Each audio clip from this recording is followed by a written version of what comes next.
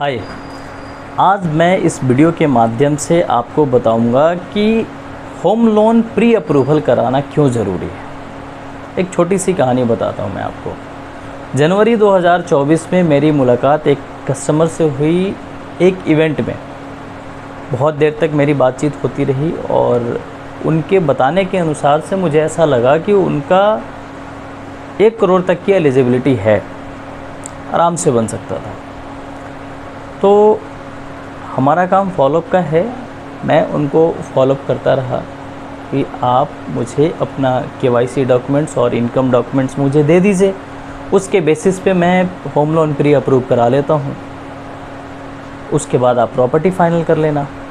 तो उनका एक ही जवाब था कि तुम चिंता ना करो, मेरा प्रोफाइल ओके है, मेरी सिविल ओके है, 1% पैनिक होने की आवश्यकता नहीं है।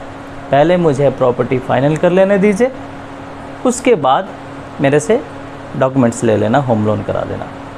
ठीक है जी, कोई बात नहीं। जनवरी बीत गया, फरवरी बीत गया, मार्च बीत गया। मैंने अप्रैल से फॉलोअप लेना बंद कर दिया। जून में उनका फ़ोन आता है मेरे पास कि राजीव, मैंने XYZ बिल्डर से एक फ्लोर ख़रीदा है, मैंने अपफ्रंट 20 लाख रुपए दे दिए हैं, अब बाकी का लोन करा दीजिए। ठीक है जी, कोई बात नहीं, आप मुझे सारे डॉक्यूमेंट्स दे दीजिए। कुछ दिनों में सारे डॉक्यूमेंट्स आ गए मेरे पास, फाइल बना के सिस्टम में लॉगिन करा दिया मैंने। अब वो फाइल क्रेडिट में जाने से पहले कोऑर्डिनेटर के पास ही रिजेक्ट हो गया, क्रेडिट कोऑर्डिनेटर के पास ही रिजेक्ट हो गया। क्यों? क्योंकि सिविल में इशू था। पिछले 6 महीने से लगातार उनके 2 लोन में कंटिन्यूअस डिले पेमेंट हो रही थी, जिसको हमारे बैंकिंग में DPD बोलते हैं। इस वजह से उनका लोन रिजेक्ट हो गया। अब यहाँ पे कस्टमर फंस गए, लोन हुआ नहीं। आगे उन्होंने अपफ्रंट पेमेंट कर दिया है 20 लाख रुपए का। हालांकि जब आप एक अच्छे बिल्डर से प्रॉपर्टी ख़रीदते हैं तो पैसे नहीं फंसते, डिले हो सकता है रिफ़ंड आने में, लेकिन पैसे नहीं फंसते। लेकिन यहाँ पे कस्टमर बिल्कुल परेशान हो गए थे, वो इस वजह से क्योंकि उन्होंने आगे पेमेंट कर दिया था 20 लाख रुपए का, और नेक्स्ट डिमांड बहुत जल्दी आने वाला था और उसकी डिमांड की पेमेंट होनी थी, लोन अप्रूव नहीं हुआ था।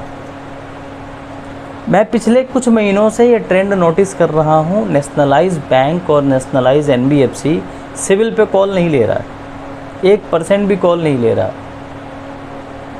आर नहीं तो पार। तो मेरी रिकमेंडेशन है कि जब कभी भी आप प्रॉपर्टी फाइनल करने जाएं तो सबसे पहले आप होम लोन अप्रूव कराइए। डिस्बर्समेंट बाद में हो जाएगा, क्या तकलीफ़ है? 10 दिन बाद हो जाएगा, 1 महीने बाद हो जाएगा, 1.5 महीने बाद हो जाएगा, क्या दिक्कत है? लेकिन होम लोन प्री अप्रूव कराने से आपको एग्जैक्ट नंबर का पता चल जाएगा कि आपके इनकम, एज और प्रोफाइल के बेसिस पे कितने अमाउंट का लोन अप्रूव हो सकता है, और उसके बाद कितना फंड अरेंज करने हैं आपको उस प्रॉपर्टी को खरीदने के लिए। समझ रहे मेरी बात? तो हमेशा से इस चीज़ को ध्यान रखिएगा।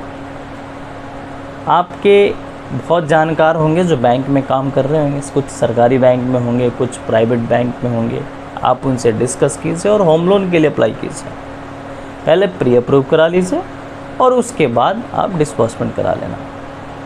मैं ये नहीं कह रहा मेरे से ही कराना, जहाँ आपका मन बनता हो, जिसके साथ जम रही हो, उससे आप होम लोन अप्रूव करा लीजिए। अगर आप दिल्ली NCR में हैं तो मैं आपकी ज़रूर मदद करूँगा होम लोन अप्रूव कराने में। इस वीडियो के डिस्क्रिप्शन में जाइए और अपनी रिक्वायरमेंट फिल कर दीजिए और आगे की जिम्मेदारी मेरे ऊपर छोड़ दीजिए।